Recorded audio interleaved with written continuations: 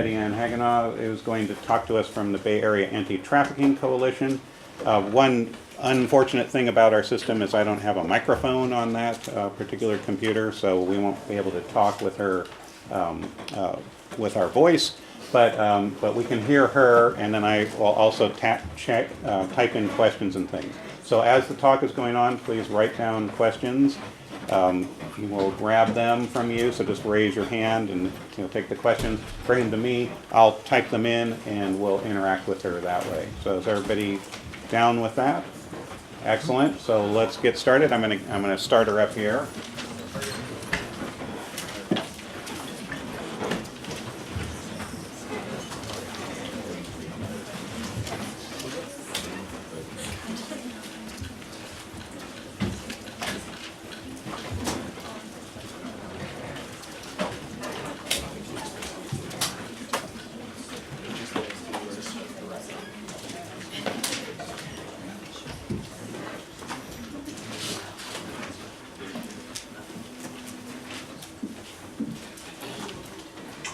Okay, well, hello everyone. I know this is a little bit of a different setup. I'll kind of watch your professor's cues here to make sure you can all hear me, and maybe just give me a heads up if that's working. But great to be with all of you today. I'm sorry I couldn't be there in person. There's a lot going on here in the Bay Area around the issue of human trafficking, and actually through the state of California. But I felt very honored to have your professor invite me to join you today. And one of the things I would love to just start out by saying is this is my first time on Zoom. So for all of you who do this, just in your sleep, this is my first time. So if anything goes wrong, technological, you can blame it on me.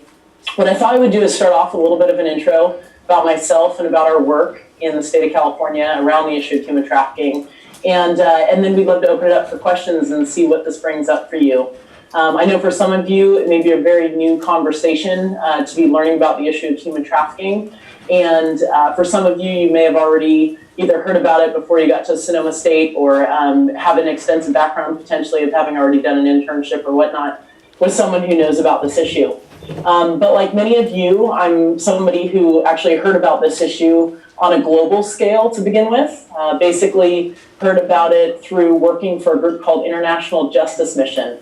And they are currently the largest anti-slavery organization in the world. And you'll hear me use the term human trafficking and anti-slavery kind of interchangeably, because technically human trafficking is a form of modern slavery.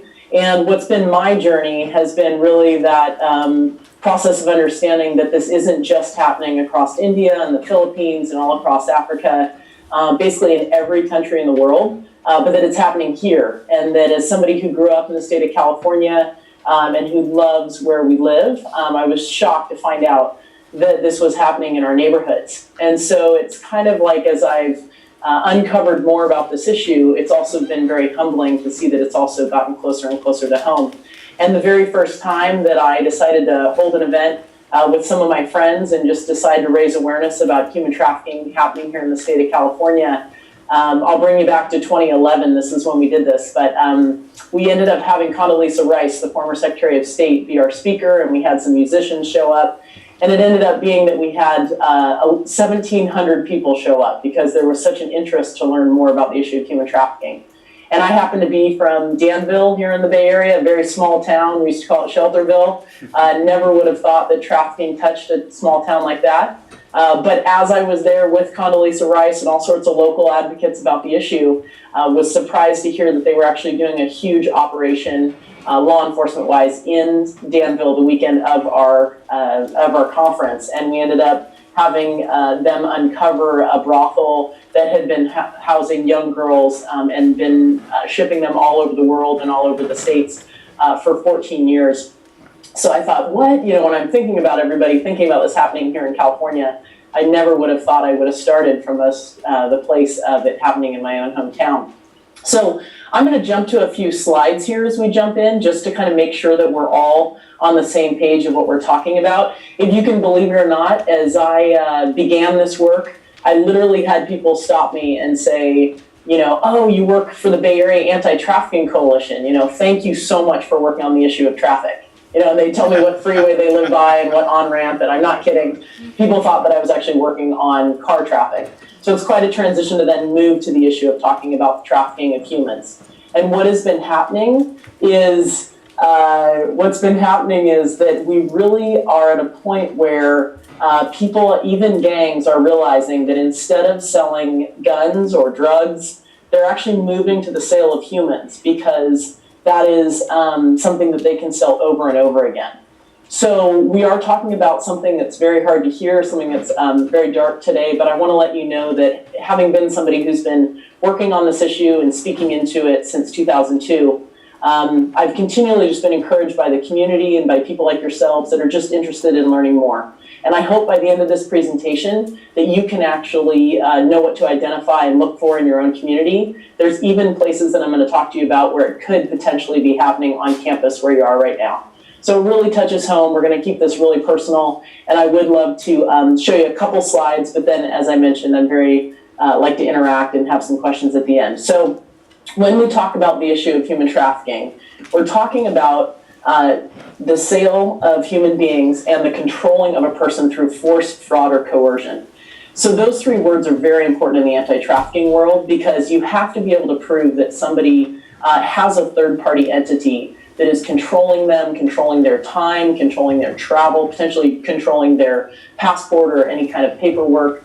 And then you have the reality that they're exploiting them for their labor, commercial sex, or both.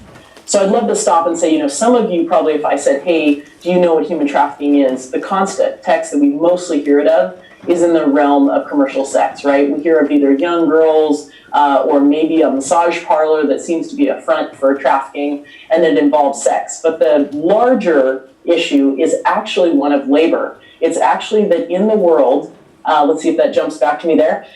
In the world, actually, for every one person held in a situation of sexual exploitation, say in a brothel or massage parlor, there are 8 people held in exploited labor. So this is actually in agricultural fields, this is in garment manufacturing, this is in the picking of chocolate and other entities that then we end up eating on this end. And so one of the things I want you to think about is maybe not kind of putting this off into the category of, gosh, I'm so sorry this happens to other people, but really asking yourself, where does my world potentially connect in with this? And so what kind of coffee are you drinking? What kind of tea, the shampoos you use, the daily products that we use that might be actually being either picked or made by trafficking or slavery individual, people in slavery around the world. Now, when I heard that the anti-trafficking movement was connected with, say, the fair trade movement, it really set me back, because you guys can't see me standing up, but I'm about 6'2", and I played college basketball, and I thought, oh, wow. Now I've got to find like a full-length hemp clothing, and I can't ever buy my cute jeans at Gap anymore. And what ended up happening was, I ended up realizing, where the movement's at is actually at a place where we can still say, no, I want to be able to wear what I like at J. Crew, or I want to buy those yoga pants at Lululemon or whatnot. But what we can do is we can tell the companies that we purchase from that we're interested in having them not have their supply chain have slavery in it. So I'm going to paint that larger context of slavery, and within that we're going to talk about human trafficking.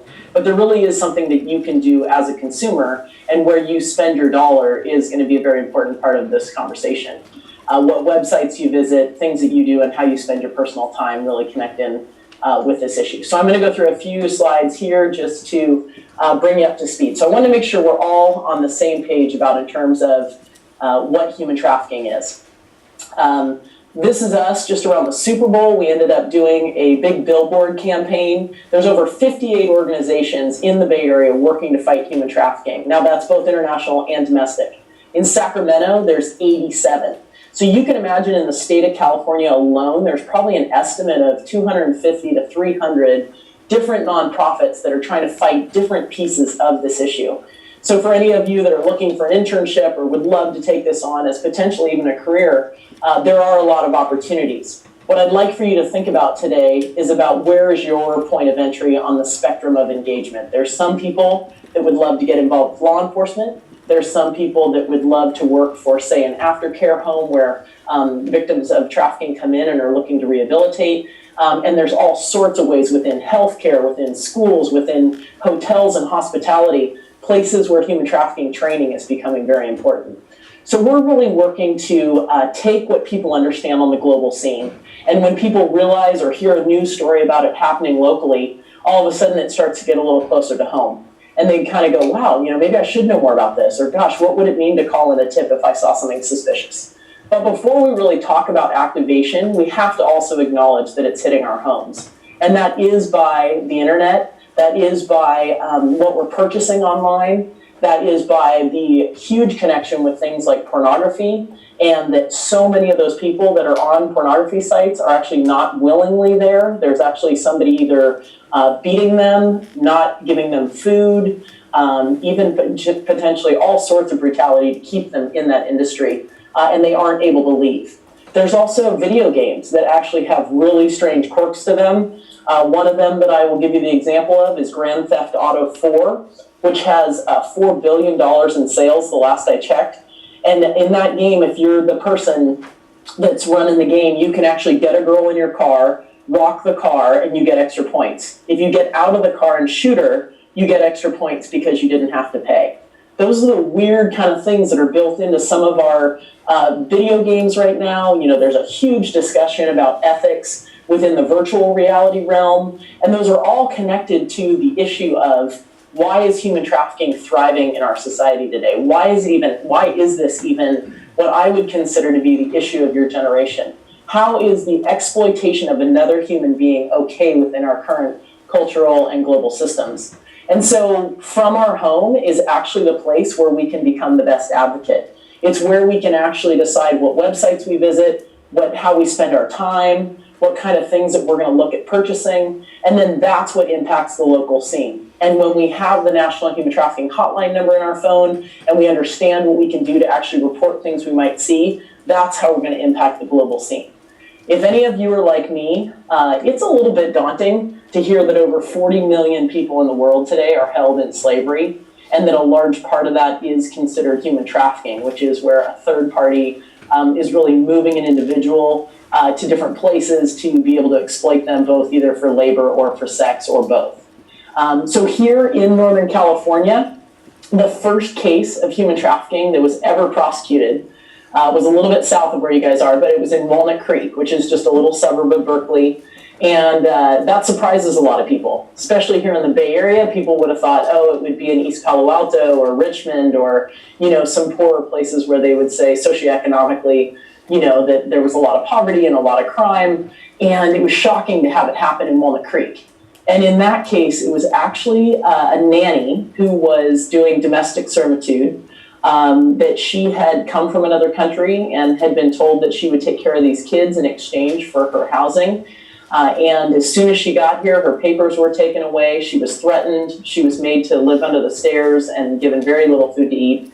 And the way it was actually noticed was her taking the kids to school and actually having the teacher see that for 5 months in a row, she dropped the 2 kids off and they were well groomed and fine. But the nanny had the same outfit on every day. Her hair was disheveled. She never talked to anyone. And so it was pretty interesting that it was the teachers who called local law enforcement and said, something's just not right here. And they ended up following up with the FBI and they ended up tracing down where this gal lived. And it did turn out that she was being beaten and made to live under the stairs and her papers had been taken away. And it was very much a condition of human trafficking. And so as we've been learning more about this issue, the hard part is we just see how much it's opening our eyes and how much it's happening in both the small communities and the large cities across the state of California. Now, a couple of interesting things that you might not know is that right now, 72% of all cases of human trafficking in the state of California have actually been American citizens. So people immediately put this in a foreign national category. They go, you know what, so that's somebody who got sent here from another country, they didn't understand the language, but 72% of the cases in California are domestic citizens. So what that tells us is that a lot of the trafficking that's happening in the Golden State is less about people coming in from another country, and it's really connected with kids and young adults coming out of the foster care system. There's also an over 80% connection between those human trafficking victims and those who have been connected to Child Protective Services in some way. So of those 72%, over 80% of those had some touch with Child Protective Services in their life. So we're seeing a huge connection with foster care. And you might say, well, how is that, or why is that really important? But a lot of this starts early in life when kids don't understand attachment, understand love, understand the connection that if somebody says, hey, you're beautiful, you want to get in my car, or hey, I'll buy you something at the mall. And the next thing they know, about 6 months, a year in, that person switches on them and says, hey, if you really loved me, you'd do this for me. And so a lot of the relationships end up in what's called a Romeo pimp, where all of a sudden that person turns on them and may even threaten violence or to hurt somebody else in that other person's family, or to send nude pictures to that other person's parents and saying, you know, if you don't do this for me, I'm going to let them know what you've been doing, or film them doing things and they're going to put it out on the internet. And so there's a lot of threat of violence or of exploitation or putting it out on social media. So that's a huge connectivity for a lot of this, is around that piece, is understanding that this is American youth and young adults that are really being drawn into this. And it also involves kind of understanding where you might be preyed upon on social media or different venues where people are, potentially connecting with you that you don't know who they are. One of our passions at the Bay Area Anti-Trafficking Coalition has been to train airports throughout the state of California about what it looks like to be identifying trafficking victims potentially moving through the airports. I met a young gal who was trafficked for 12 years, and she said she counted and she was trafficked through 26 airports in the US. And she said, I just wish that some flight attendant, would have asked me something, or just said, are you okay? Or, because a lot of times she actually was sent on those flights by herself. She didn't have her trafficker with him. So all that to say, that we are looking at where we can intervene and see where these victims are. And that is one of those places we want to make the greatest difference. Now, that Walnut Creek case was back in, I want to say it was 2002 was when that started. And so you can understand here we are in 2018 and the conversation has gotten a lot more expansive, and we're understanding different elements of what human trafficking looks like in our neighborhoods, but we're going to go into a lot more detail about that. Let me go back to my slides to encourage you beyond kind of understanding that. But first, before we really get where we're headed in terms of our engagement, we've got to look at the traffickers' tools, right? We've got to understand how they are actually getting these victims into their net. And that would be largely either through force, which involves physical or sexual violence, kidnapping even, or fraud, really lying about a job benefit or even a deceitful romance, and then coercion a lot of times, right? So that there's a scheme that they've had the victim believe, and again, maybe a withholding of identification documents, or really control of their time or where they have their movement. So meaning like that they get dropped off at a house and then they have to wait there until they get picked up. So we're seeing this even in the more rural areas or suburbs of California. We're seeing it in domestic servitude like nannies, but we're also seeing it maid services, cleaning of hotels and restaurants. We are seeing it as child labor in different restaurants throughout the state. So it's just been incredible the places that this is popping up. The other thing is that to understand human trafficking is to also know that if a child is under 18 and they're involved in commercial sex, that is a case where law enforcement can step in, and that can always be prosecuted as human trafficking because you don't have to prove force, fraud, or coercion. Just anybody under the age of 18 that is selling commercial sex, immediately human trafficking charges can be brought against whoever is the person involved. There's not as much proof that needs to be happening there because no one willingly under the age of 18 is considered by law to be putting themselves out for that. The reason that I like to include this slide is because that house that you see there, it was one of the earliest places where a residential brothel was discovered in San Jose. And I'm assuming that some of you may be from the Bay Area, so maybe this, is close to home, or perhaps homes in your neighborhood look like this. But one of the interesting things is it's not in a neighborhood where you would think that it was necessary to have bars on the outside of the window to keep people from getting in. But somebody was walking their dog, and the reason they called in this house as suspicious was because there were bars on the inside of the window to keep people from getting out. And so little things like people walking their dog in a neighborhood, noticing a garage door going down and seeing that 6 people were living in the garage. And I don't mean, a house converted for college students, right? We're talking about like people having to live in the garage. Somebody noticing that at noon or at 1 every day that this kid was out doing yard work across the street from them. And they thought, well, why isn't that kid able to go to school? And mainly also in restaurants where you would maybe go to lunch somewhere and see that a child is serving you lunch during school hours and asking the question of why aren't they able to go, even if they proclaim it's a family business. So I did want to point out that in the state of California, every form of human trafficking that has been known to exist in the US has been found here in California.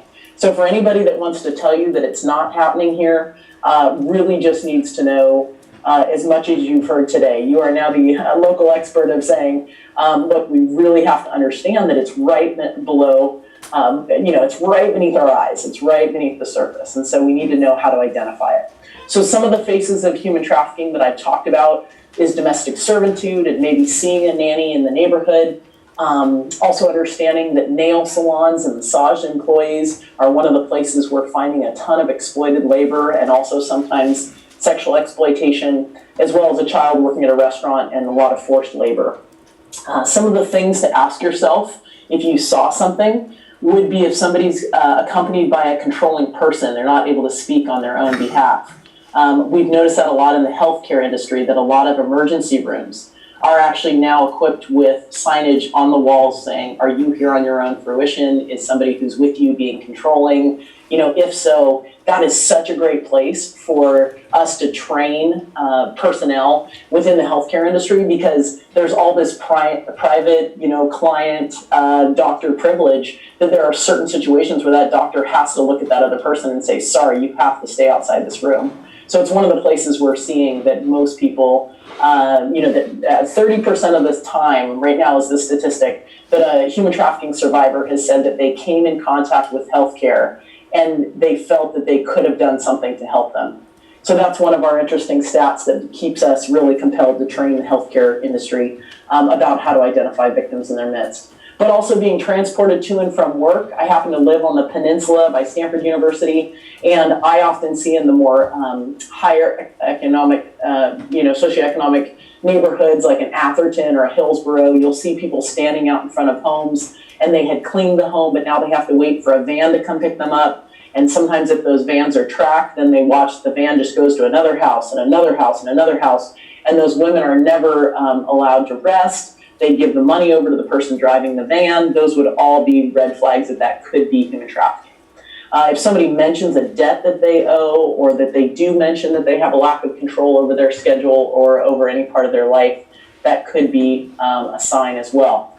So I feel like I want to just check in here, make sure that there aren't any other questions coming up.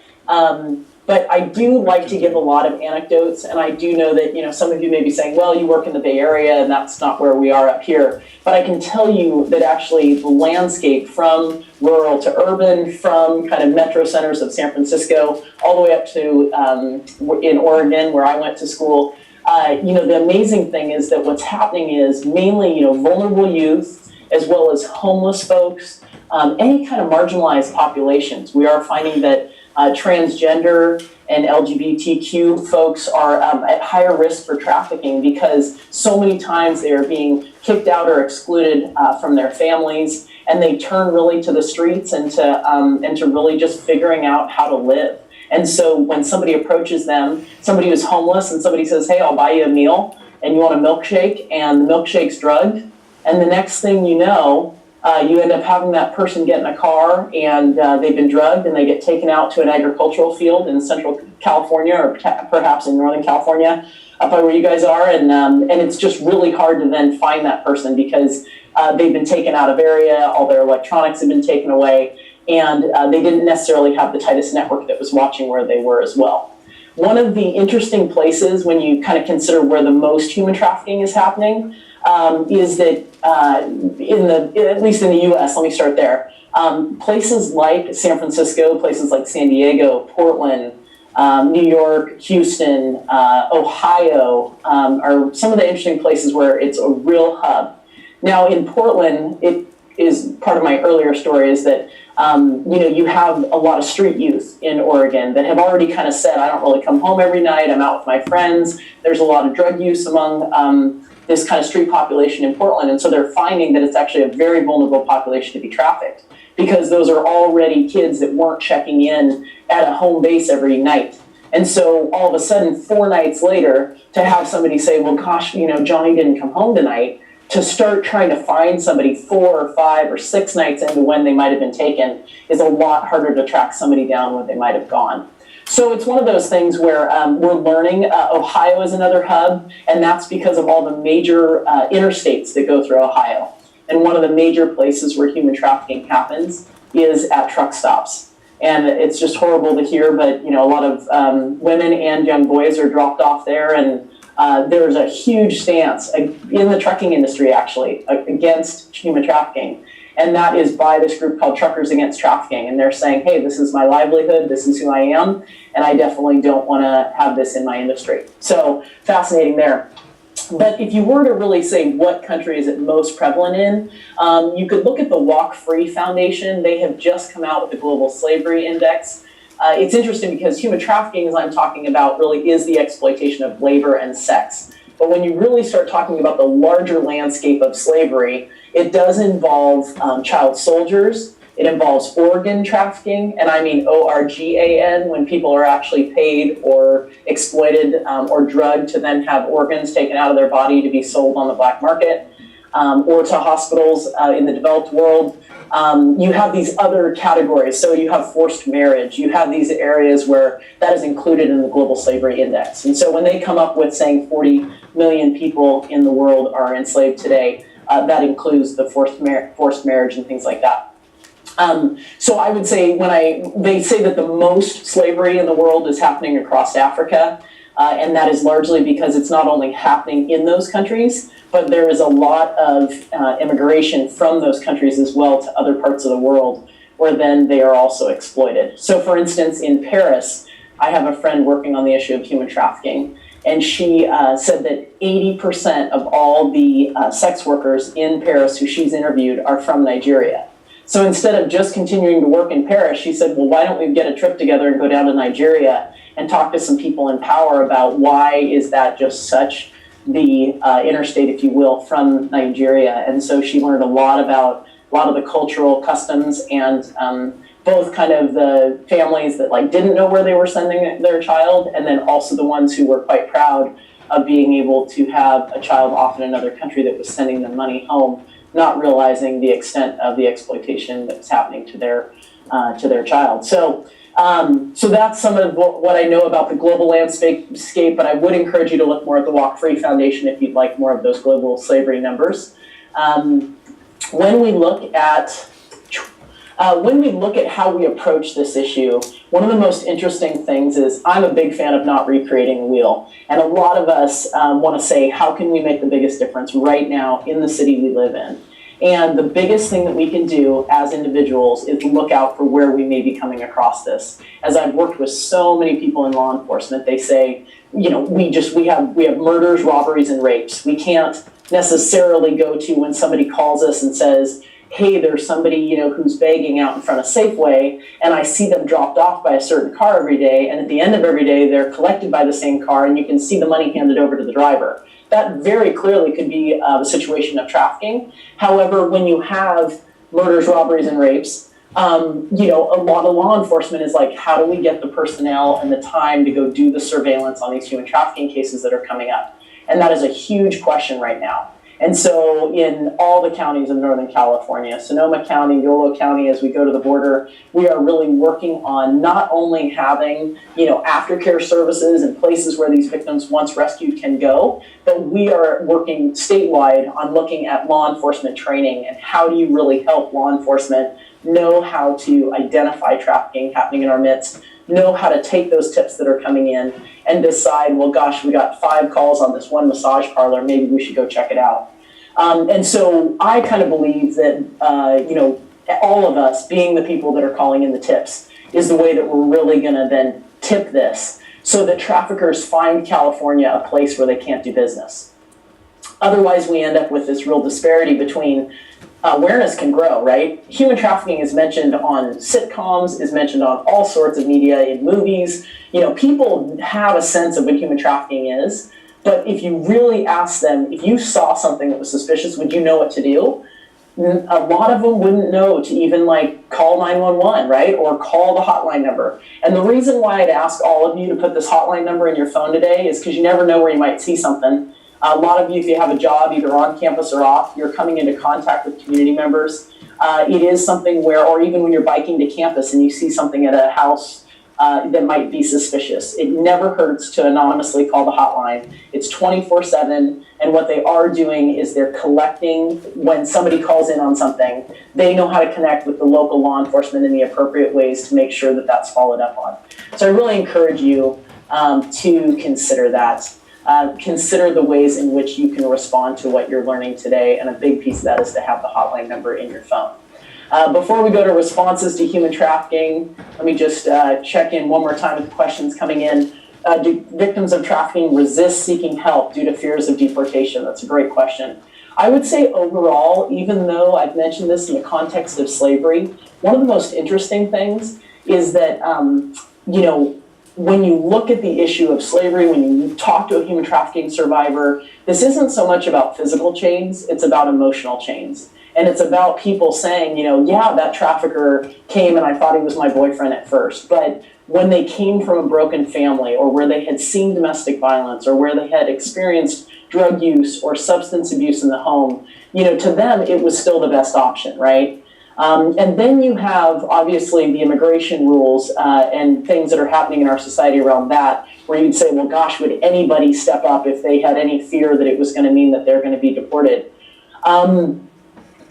A couple things on that. One is that there are 2 types of visa. There's a T visa and a U visa. And both of those actually, if a human trafficking survivor comes forward, their immigration status is actually not questioned. And they are actually given, one of them is a temporary pass to stay in the United States until their case is over. And the second one is actually to permanently stay here.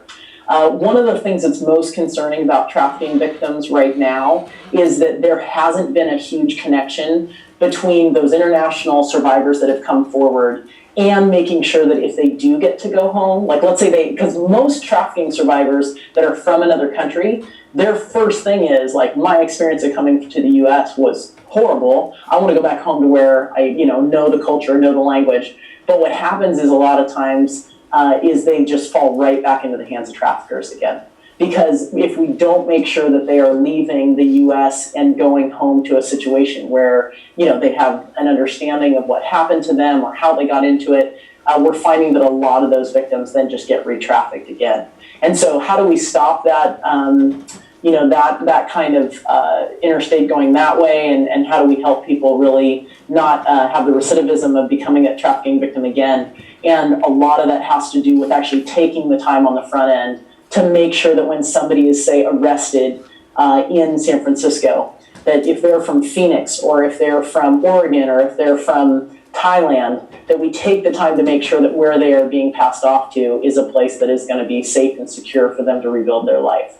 The one other thing I'd like to throw out there is, I've been in this conversation a long time, and one of the interesting things is that people tend to kind of disassociate and say, well, gosh, so if I met a trafficking survivor, or, if I heard about their life or what got them there, I'd really want to support them in their rehabilitation and get them into one of these programs. But largely right now, in terms of long-term success, most of the homes and the groups doing work on aftercare and rehabilitation are looking at about the first 18 months. So a lot of the homes, there even is a new home opening up your way that's called TOR, Trees of Righteousness.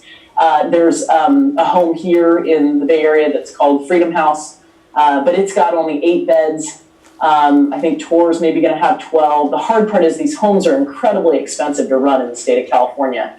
because of real estate prices, right? So you end up putting all this money into these homes, rehabilitation, and keeping someone who has been so exploited and brutalized. It is so difficult to keep them in a place where they don't want to run, or somebody tells them that they need counseling. To keep them on a program for 18 months is a huge deal. But you or I both know that if we had experienced this kind of exploitation, 18 months is not nearly enough time to say that we have completely rehabilitated and are ready to re-enter society. And so one of the huge gaps I think that we're looking at, hopefully having young folks like yourself step up and look at the answers and identify the gaps, would be to look at kind of past 18 months. What do we do about actually helping these folks get viable jobs? What about housing? Could there be a type of mentorship program where their rent is subsidized for a bit, but somebody's kind of checking in with them for a year or two to make sure that they don't go back to what they knew, which was selling themselves, to be able to make life work for them. So that is one thing that we really hold steady to, is that while I would say that we're working with law enforcement and more victims are being identified and these homes are popping up, which are amazing places of recovery, we've got to understand that this is deep, deep exploitation and hurt that these people have experienced in a way that we could never understand if we hadn't been in their shoes. But that it is not something to say there's an end date to that, and that after 18 months that somehow they're going to just go ahead and go out and get a job. Many of these homes also do things like teaching them how to make jewelry, to be able to learn how to financially keep their own money and start to work on that. But I can tell you here in the Bay Area, if anybody was to say 10 years later that they're going to try and figure out how to live here, if they are going to be making jewelry, there's not too many of us that could pay our rent doing that. And so how do we get them to understand what it takes then to connect them with job readiness systems that are already out there? And this is where I'd love for you to kind of, again, encourage you to think about this as human trafficking is not the new issue. It's not for people who have been concerned about LGBTQ issues, to be concerned about homelessness, to be concerned about foster youth. It's not to say, oh, now I should probably care about human trafficking. It's that all those vulnerable populations are now at risk of being trafficked. So I like to use traffic as a verb as opposed to categorizing a person as that. The connection between people who have been homeless and have been trafficked are very much almost one and the same. To be talking to somebody who's come out of the foster care system and to talk to them about the people that have potentially preyed on them as potential trafficking victims, they've all got stories of places where they have been close to exploitation if they didn't fall into it. And so I think we need to learn about how to now connect human trafficking survivors with the network of social services that are out there for people in these other communities. The interesting thing is that, I often get asked of who are the people that are most likely to walk with you in this conversation, in this fight against trafficking. I think that in some ways we say we'd love to see California as a place where trafficking just can't happen, that look at it as a business, right? And the more that we actually are identifying tips all over the place, the more uncomfortable we make traffickers.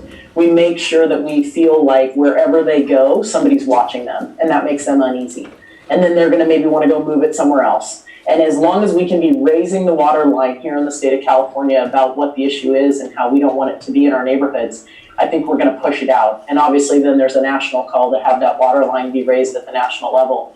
But the people who walk with us the most are students, because you're the ones thinking of creative solutions that the movement hasn't thought of. If you can imagine, the entire anti-trafficking movement in the United States is literally about maximum 16, 17 years old, right? Almost your lifetime. I mean, in the sense of there's some groups out there like International Justice Mission who are working on this internationally who have been around 20 years, but they're considered like a grandparent in the movement. You have all these new little groups popping up.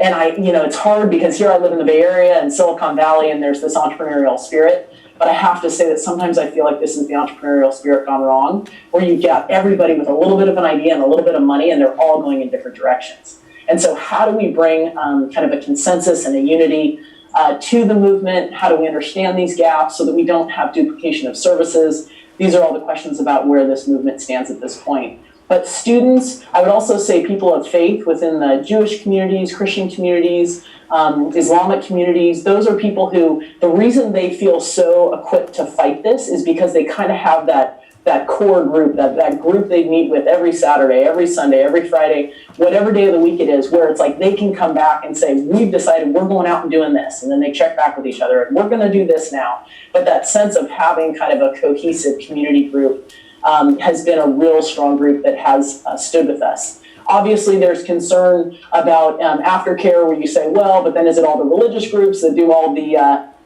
kind of say the rehabilitation things? But I would just challenge that by saying, on a global scale, most of the people who are intervening, say with the International Red Cross, whether it be World Vision or Compassion, child sponsorship programs, so many of those programs, when there is a natural disaster in the world, are met by groups of faith stepping forward. And I would say that in the same way we're seeing that happen in the anti-trafficking movement, they're the groups that are staying with us in the fight quite for the long haul. But I've also got a question coming in about what tends to happen to people who are no longer of value to the traffickers. Hard to say just kind of at a meta scale, but I do know that traffickers are very brutal, and they are treating this as money in and money out. And when that person is no longer able to make money for them, they will find a way to dispose of them. And I hate to say it, but the average age of entry into prostitution in America right now is 12 years old. So that tells you how much exploitation is going on, because no 12-year-old is willingly stepping up to sell them for sex. The other thing is that I guess somebody did a statistic, though, on how long can someone live in the life of being a sex worker. And I believe that they came up with a statistic of 7 years. That once somebody enters, there is a good chance that if they entered at age 12 or 13, they probably won't even live beyond being 20. It's just that hard on their body. Physically, it's hard on them if they're doing drugs, because that's the only way that they can handle even just mentally staying in that kind of exploitation. And so the lifespan is incredibly cut short for these victims of trafficking. When it comes down to, though, kind of understanding this is happening in our midst, but I've also mentioned that it really touches home to you at Sonoma State, is that there's both I'd love to challenge you about thinking about, obviously, again, your consumer dollar, where you're thinking of spending your time in terms of websites and games.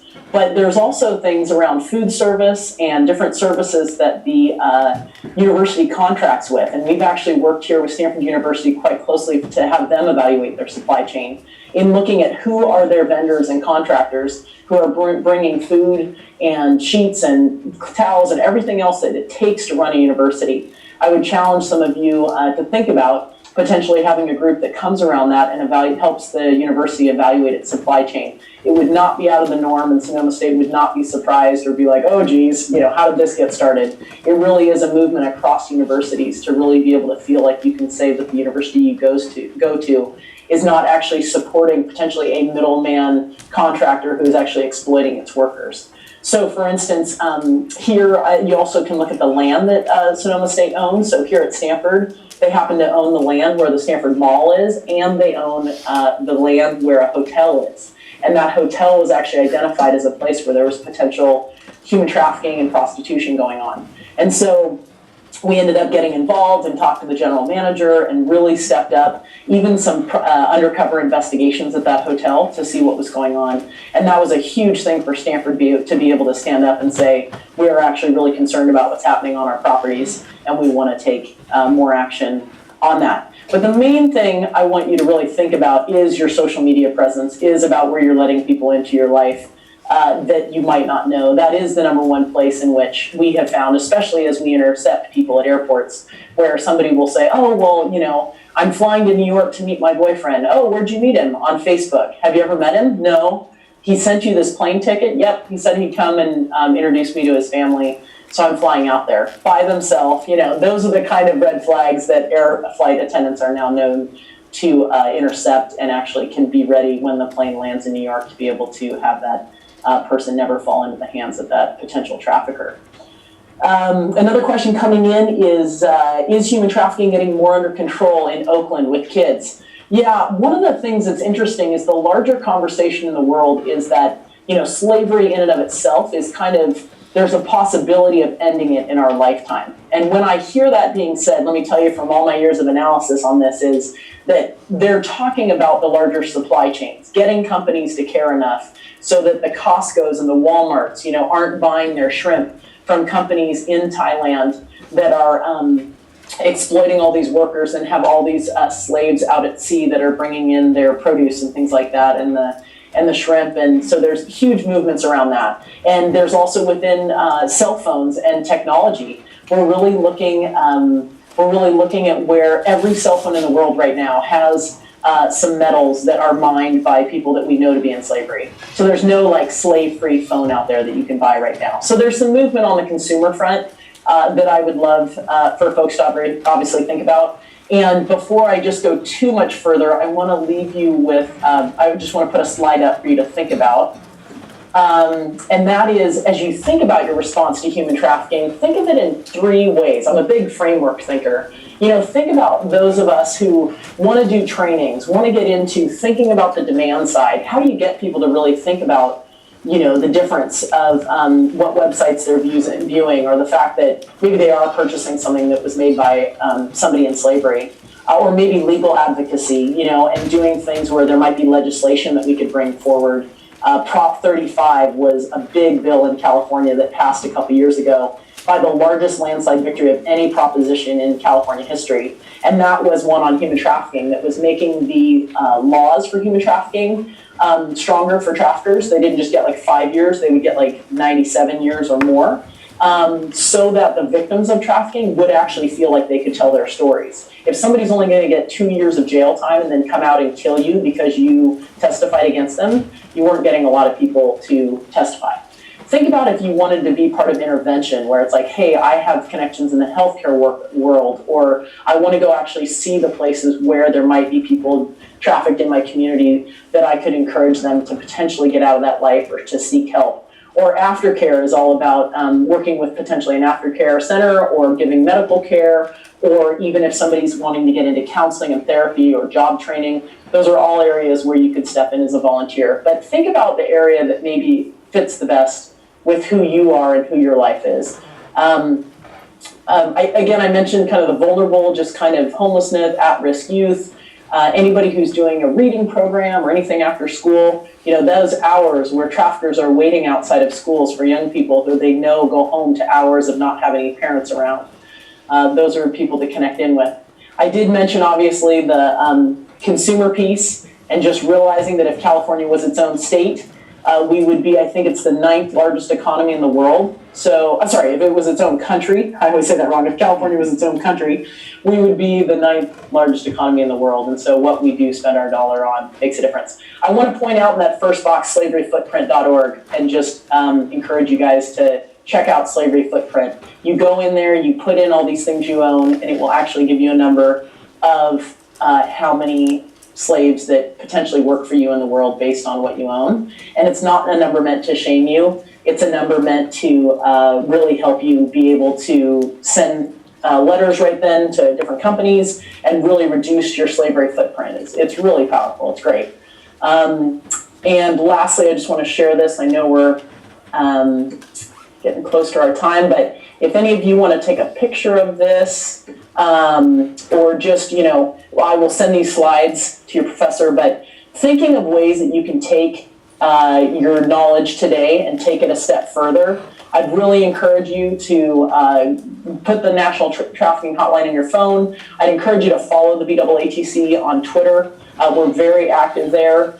Share more with just a friend or a family or a roommate about what you learned today. And then in 10 days, could you consider taking your slavery footprint, or, you know, consider whether you want to volunteer for a group that's, you know, hiring survivors or working with survivors or whatnot, or commit to reading a book, or over 10 months, maybe saying, gosh, I'm going to do a fundraiser, or I'd like to attend another training. We do trainings throughout all of Northern California.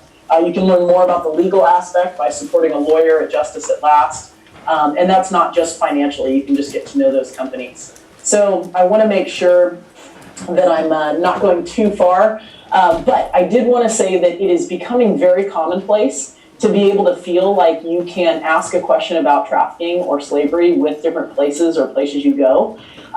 For instance, if you go to a restaurant, right, and they're serving seafood and you want to say, hey, do you guys know if this shellfish has any connection with human trafficking or whatnot? Most places are getting, that do serve food that had been, say in the news about slavery and whatnot, they will usually have an answer for you or a website you can check out or whatnot.